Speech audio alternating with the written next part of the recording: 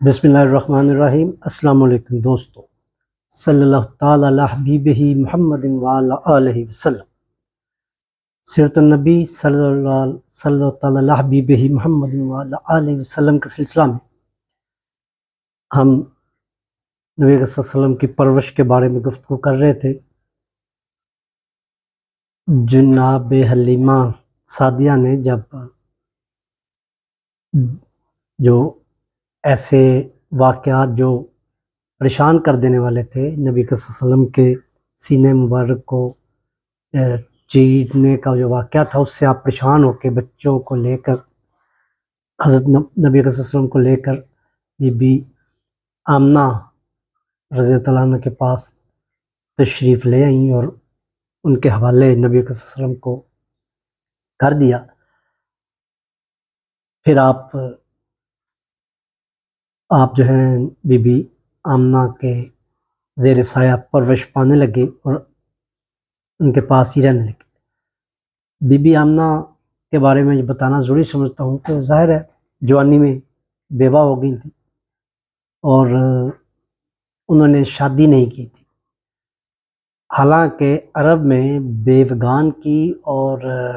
مطلقہ کی شادی ہونا قانونی بات نہیں تھی، وہ ایک رواج تھا، وہ ہوتی تھی، لیکن یہ انہوں نے اس رواج سے ہٹ کے یہ کام کیا۔ نبی صلی اللہ علیہ وسلم کے لیے اپنی کی پرورش کے لیے انہوں نے اپنی زندگی میں کیونکہ کچھ خواب دیکھے ہوئے تھے کہ یہ بہت نصیبوں والا بیٹا ہے اور یہ دنیا میں کوئی بہت کارنامہ سر انجام دینے والے ہیں، تو اس چیز نے ان کو شادی اور دوسری چیزوں سے دور رکھا۔ حالانکہ آپ حسب نسب والی تھی اور مکہ میں بہت سے لوگ آپ کے ساتھ شادی کرنا چاہتے تھے، لیکن آپ نے نبی اکرم صلی اللہ علیہ وسلم کی پرورش کی خاطر یہ شادی کو اپنے کو موقوف کیے رکھا اور نبی صلی اللہ علیہ وسلم کی پرورش پر ساری توجہ دی۔ آپ کے اخلاق کو سنوارنے میں آپ کو مکے کی اور مدینہ کی، اس وقت تو یثرب کہتے تھے اس کو، یثرب کے حالات سے اور اس کے مطابق آپ کی تربیت جو تھی وہ فرما رہی تھی، اور اپنے ان کے والد جو حضرت عبداللہ جو تھے وہ یثرب میں وہاں پر وفات پا گئے تھے۔ تو جب یہ نبی صلی اللہ علیہ وسلم 6 سال کے ہوئے تو حضرت آمنہ رضی اللہ عنہ نے سوچا کہ آپ کو اپنے والد کی قبر سے شناسائی کروائی جائے، اور تاکہ ان کا اپنے والد کے ساتھ